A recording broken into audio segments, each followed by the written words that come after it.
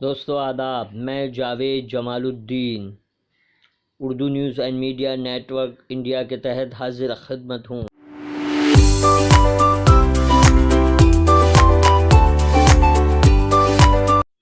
7 فروری کو پیش آنے والے واقعات تاریخ کے آئینے میں آج کا دن کے عنوان سے پیش ہے۔ اس کے ساتھ ہی ہم اودھ کے نواب واجد علی شاہ کے بارے میں تفصیل پیش کریں گے۔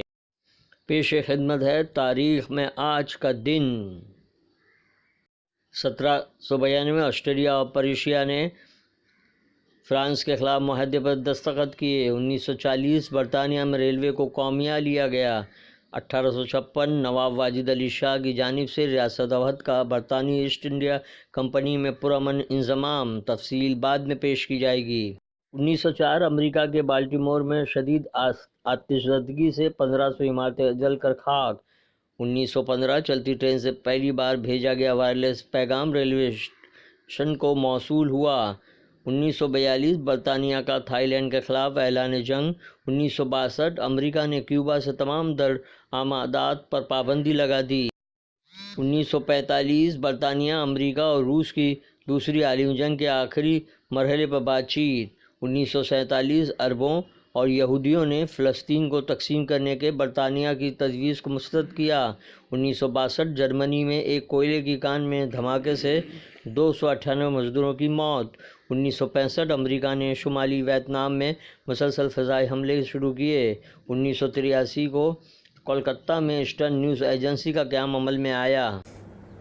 نواب اودھ واجد علی شاہ ریاست لکھنؤ کے نواب 30 جولائی 1822 کو اودھ کے شاہی خاندان میں ان کی پیدائش ہوئی۔ ان کا پورا نام ابو المنصور سکندر شاہ پادشاہ عادل قیصر زماں سلطان عالم مرزا محمد واجد علی شاہ اختر تھا۔ اپنے والد امجد علی شاہ کے بعد تخت نشین ہوئے۔ واجد علی شاہ کے دور حکومت میں دراصل واجد علی شاہ کے والد امجد علی شاہ کے دور تک آتے آتے ایسٹ انڈیا کمپنی فوجی اور سیاسی حیثیت سے اودھ کے معاملات میں اتنا حاوی ہو چکی تھی کہ وہ محض یہ موقع تلاش کر رہی تھی کہ اس حکومت کو کس طرح سے قبضے میں لے لیا جائے۔ لیکن واجد علی شاہ کی تخت نشینی 1847 کے فوراً ہی بعد ان کے خلاف بد نظمی، ہیزان، انتشار اور ان کی نااہلی اور عیاشی کے ایسے الزامات تراش لیے گئے جس کا علاج ان کے معزولی کے علاوہ کچھ نہ تھا۔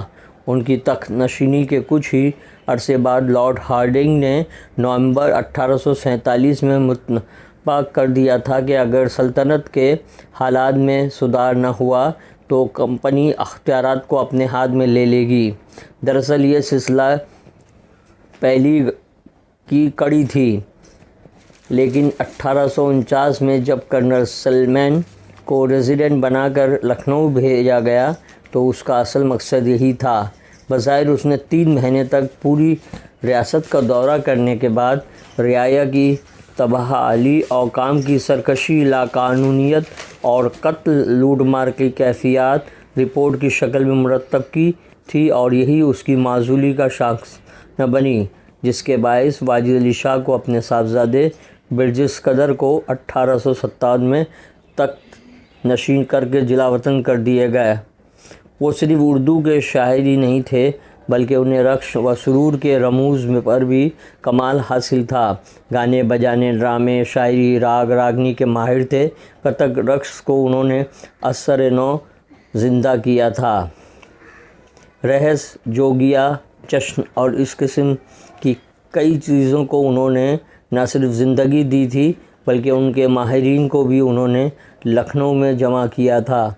انہیں یہ رموز استاد باسط خاں، پیارے خاں، نصیر خان نے سکھائے تھے۔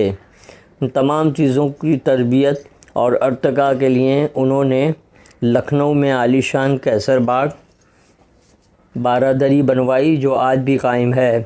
انہوں نے خود کئی نئے راگ اور راگنیوں کی ایجاد کی۔ ہندوستان کا کوئی بھی فرمانروا ادب، تہذیب و ثقافت کا ایسا دل دادہ نہیں تھا جیسا کہ واجد علی شاہ اختر تھے۔ اتنا ہی نہیں، انہوں نے تمام رموز پر الگ الگ کتابچے بھی لکھے تھے جن کی تعداد 100 سے بھی زائد ہے۔ اپنی ضلع وطنی کی ہی دور میں 65 سال کی عمر میں 1 ستمبر 1888 کو کلکتہ کے مٹیا برج میں ان کا انتقال ہوا۔ یہ سلسلہ جاری رہے گا، پھر ملاقات ہوگی۔ اللہ حافظ۔